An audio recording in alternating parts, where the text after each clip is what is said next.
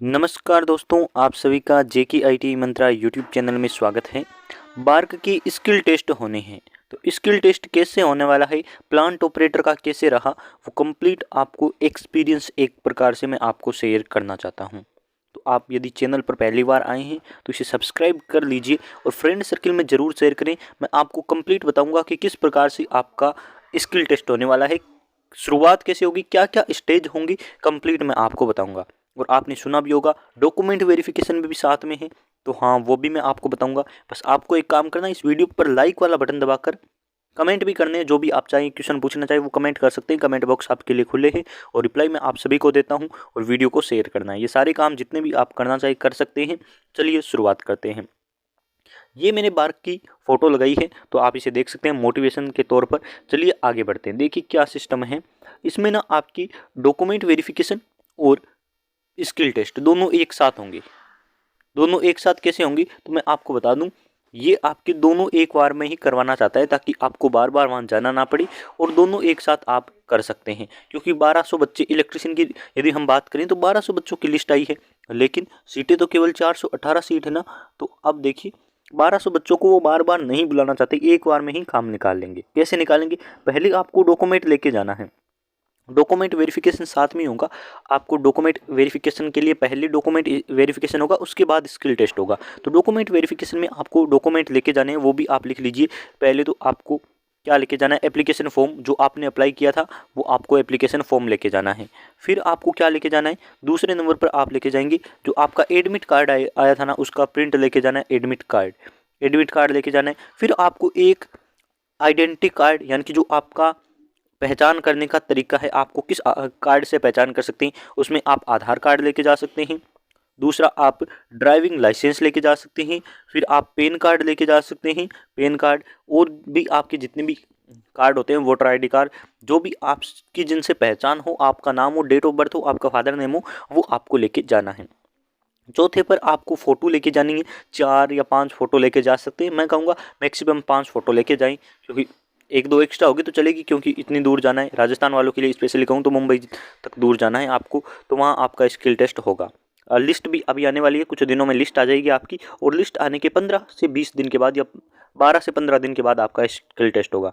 4 ये हो गई। फिर आपको 5 नंबर पर लेके जाना है आपके 10th की मार्कशीट, क्योंकि 10वीं में 60 नंबर मांगे गई थी ना, तो 10th की मार्कशीट।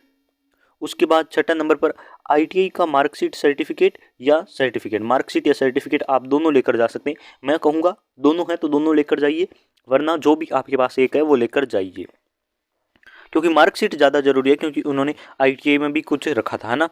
7th नंबर पे आपको क्या लेके जाना है, तो 7th नंबर पे आपके हो गया, क्या हो गया, कास्ट सर्टिफिकेट, जैसे कि ओबीसी वाला, एससी, एसटी, और वो भी ईडब्ल्यूएस, और वो भी कौन सा, सेंटर वाला, स्टेट वाला नहीं चलेगा।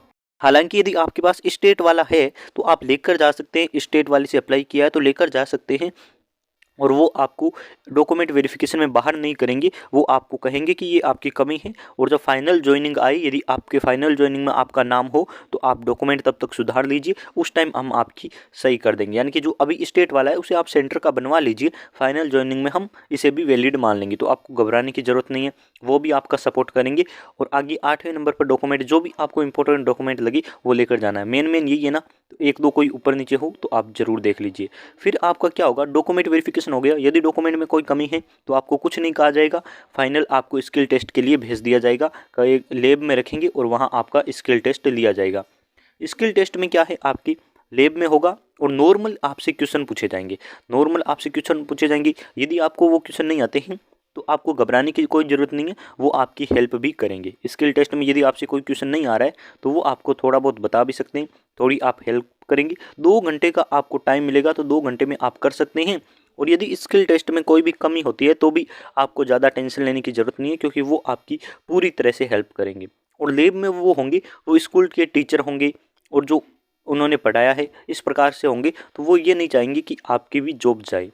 और यदि आपके एडवांस का जो टेस्ट हुआ था ना, एडवांस का, प्री और एडवांस 2 टेस्ट हुए थे। एडवांस वाले में यदि आपके टॉप नंबर है, यानी कि जो 418 की लिस्ट थी ना, 1200 में से 418 में टॉप बंदे, यानी कि जिसके नंबर ज़्यादा है, वो लिस्ट तो आपके मैंने बता दिया रजिस्ट्रेशन नंबर के अकॉर्डिंग है।